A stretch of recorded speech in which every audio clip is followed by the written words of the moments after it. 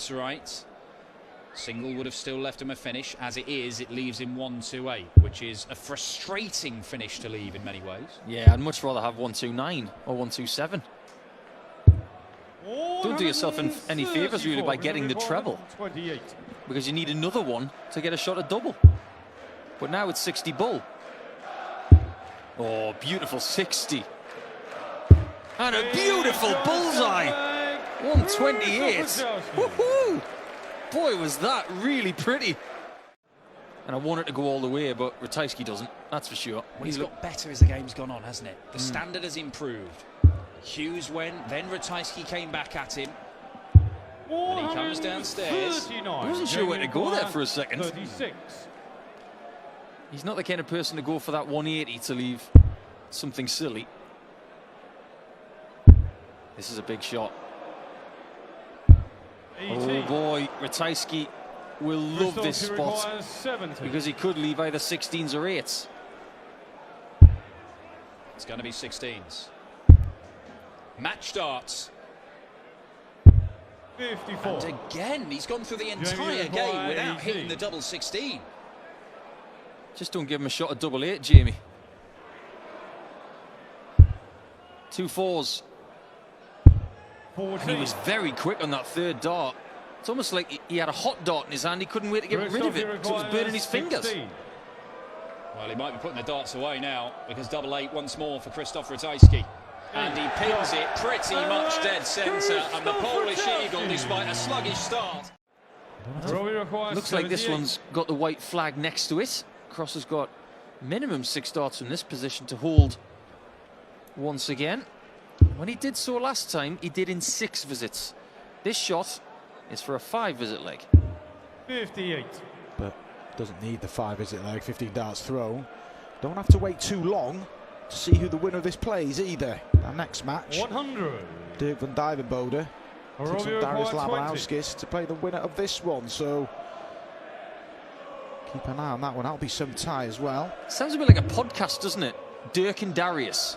I wonder if they did a podcast about darts, how many listeners they would get. Plenty. But how does Rob Cross find that? What a shot that was! That's what they're called. Port Adelaide Power. Port Adelaide Power. Yeah, that's what I wrote down there. I knew you'd have that. Hey, regardless of what shirt Rob Cross is wearing, he's doing a job here. He didn't like his previous shirt, did he? He said it was unlucky, so he got it changed.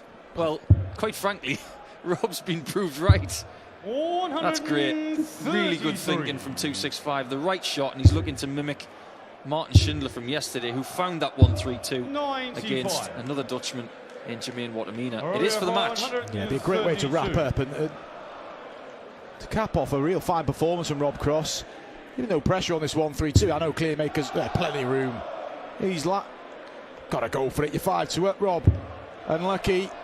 You couldn't ask for a better first start of the bull than that. He stuttered a little bit though. I don't know if that didn't tell the whole story. Did it kick down a little bit because he was pausing a little bit, but he's on 40 and he's likely to get a go. He will get a go. It's not happened for Martijn Kleemak. It's been a story of his year. Rob Cross is going to get 3 match darts to wrap up a real polished performance and book his place in the last 16. Well, he's going to fancy tops with the first start, because the last time he was here it was clean as a whistle. Not known as a top shooter. Well, maybe he should be, because that's a 6-2 victory for the number 8 seed. It was very impressive. Not have seen the best of him. Yeah, well, success on the development tour is no guarantee. It does help. I mean, you can say Ted Ebbets has not achieved what we thought he'd achieve. But Bergh has done it the other way round and just stayed down there and will return if Lebanowskis doesn't get rid of this 170. We saw Bergh have a poke at it earlier with missing the ball. Lebanowskis is not going to get that opportunity, and he may be throwing his last dart in the German Darts Championship this year. Bergh's finished the job. And it's that shot again. He's got the mark in the treble. He stays there. It means he has to lose a dart. Well, actually 2 darts, because he's missed a big number to get to the double. 25. Well, had he not missed the big number, he gets 2 match darts there by virtue of that set-up shot, which is unconventional but becoming more and more common. Now, Darius Lebanowskis has been allowed back into this leg, and this game might have some life in it. He's got a chance now. Just steadied himself, Lebanowskis. This would hurt Bergh van Dijvenbode. Can't quite pin the tops. Bergh, you require 8 for the match. Well, scruffy attempt last time. And very little bother this time. Bergh van Dijvenbode beat a sniff. Martin, you require 1. The 1-2-4 might have to go if he's allowed to go at it, of course, and he may not because Martin Loopman gets one at the ball for a 170. Oh, 145. He's doing things I haven't seen him do before. He is confident right now. Demo needs this. This is to stay in the contest for me. It's the ball for him. Biggest start of the match right here. He's not as close. And Loopman has got his own destiny in his hands. Get this, 3-leg gap and loads of chances to win it. Absolutely stupendous stuff from Martin Loopman. Damien knew that he needed the maximum to get on level terms. Oh, lovely switch. Single would have left him a finish anyway, but he gets himself lower than 130. And he needs an error from Damien. Oh, it's no error. It's just magnificent. 171 to leave him on a 2-darter, but he may not even be allowed back to the board. Another in there would have left double 10. Now what does Damien do? Does he go for that same bed for 2 darts at tops? Or does he go for the insurance policy of the 25? That's confidence. Double 10 is a must. That is huge! And now we've got a game, and we've got a Damien Heter who's starting to growl. Damien Heter believes he can turn this around. This up with his highest ever average and beaten most other players, but Damien Heter, there is no quit in this man. And Martin Loopman's not done yet either. Extraordinary. This game ain't over yet. That's a nice little deflection. Yeah. Oh, and it gave him room for another. 12-dart break, 13-dart hold, and on 65 after 9, Damien Heter. And Loopman has gone back-to-back 180s to leave himself on double 4. An astonishing end to this contest. Is there another twist, or does Damien Heter complete this incredible comeback? Okay, 45. So it's 1 dart at double 16 on a combination, and this is not gonna happen! Oh, Damien, what have you done? Almost flawless for 3 legs, and one tiny error may cost him the game. 33. Sometimes you need a bit of good fortune to get over the line. That must have been it for Loopman, who now finally gets a match dart. He hasn't had one yet, and he only needed one. What a contest that was between Smash and the Heat. He wins with 104 average, a personal best. Great setup, and what a turning point. He trailed 4-2, Ryan Searle. What a rally this has been, but he may not get a go. Tops for Vincent van der Voort. He pinned 156 yesterday. He wasn't under pressure on that occasion. Oh, maybe the pressure told there. There was a little stutter. Searle to hit the front. A key part of the match. Fancies it now, doesn't he? A little snarl from Heavy Metal. Rely on a sloppy visit from Ryan Searle and not getting it here. Well, certainly not getting it there. Great cover shooting, clustered in the bottom right corner from Ryan Searle. Yeah, the man from the southwest of England. Only 2 darts away from victory here. 140. And he would be 1 game away from a second quarter-final effort. Double 10, and he is there. He's in the last 16. He has not got a great record of making the final day on European Tour days. But he seems to have solved that problem now. I think the sky is the limit for Dimitri van Bergh. It's like you said, Webby, being successful in the youth system is no guarantee you're going to make it in the senior levels. We're talking about that with Dirk, who never really did it in the youth system. On the flip, Ted Ebbets is not doing it in the senior system, yet, is it? not yet. He's got time, yeah. I'm not a big fan of Ted Ebbets. I think he can do it, but got to find that consistency. But yeah, you make the good point. The problem was Vandenberg getting it right on the floor. Now he's done that. Luke's the the job there. 7-hole to throw. They were going back to each round a bit. That's why we weren't seeing him in the match play. Well, just the 1 point difference between them. 161's a trickier outshot, though, by quite some distance. It's not going to go.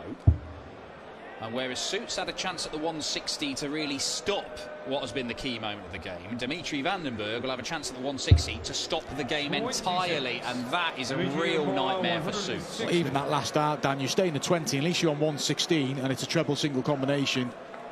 That is an absolute mess, Suter, because he battled well in this leg. Played okay, Alan, but there's never been any real belief he was going to trouble Dimitri van den Bergh. He's just been getting close, and that's a good setup. So Alan Suter, you can see the reaction, Dimitri. That dart important. The start on the ball, 25 a ball. Ooh, now then, 15s. What a shot this would be. It's an Alan Suter special. He's pulled that one out the fire somehow, and this game is still alive. Big number for a double. Will he get a go? He won't. And this may well be going to a last leg decider. Damien Heter almost completed a turnaround in the last game. Can Suter get the chance? 9-9. Yeah, he'd be kicking himself. He'd worked so hard to get back in the match, but his race could be run. Dimitri van den Bergh is about to have 3 darts to set up a tie with Ryan Searle. So little between them all the way through this game. Alan Suter has never got his nose in front. And he does not get his nose in front as Dimitri van den Bergh just about deals with a firefighter from Scotland. The area where he can throw to just expands with those huge stems he uses. Just bashing into the flights from the right-hand side of the hockey, and it has to be a maximum. Well, he's going to get to a finish, and it's a pretty decent one as well. And having lost the first 3 legs of this game and been little more than a spectator, Luke Humphries is now starting to boss this contest against the Northern Irish #1. I don't know whether you've noticed, Dan, but the first and second darts of Gurney are starting to fall short, which is his miss. Double 16. Level game.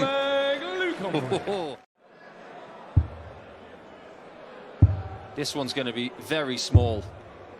But again, not small enough. But you'd much rather have 77 than 136. You would. Now, Daryl Gurney, can he end this? He won't in this visit. And Luke Humphries took out 61, took out 104. He has got a similarly tricky shot here, and Gurney has applied the pressure. Problems. And no solution, and Daryl Gurney. He's lost twice to Luke Humphries so far this year. Can he finally get one over on him in 2022? Come on, he says. It worked. And he wins by 6 legs to 4. Knows the way Ricky Evans found double 14 last time, but he doesn't want to give him a shot at 88.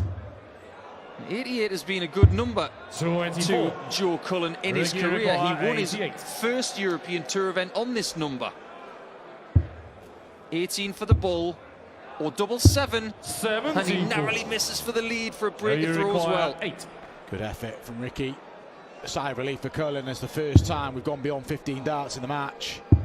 And Joe Cullen pins the double 4-4-3. Euro Tour, even with the level of play. Look, he's won a couple, he hasn't won stacks of them, but there's rarely a poor performance in Joe Cullen on the Euro Tour. And I think the Euro Tour, Joe owes a lot to the Euro Tour because he's adapted his game to the stage. That World Championship form has been rectified. It's still not, you know, he's had a poor one just gone by, but a lot going on in his life then. But Joe Cullen is, you know, he's one of the top players in the top 10 in the world now. Well, 88. that's a good pick off. I was really surprised he didn't go 2 bulls there.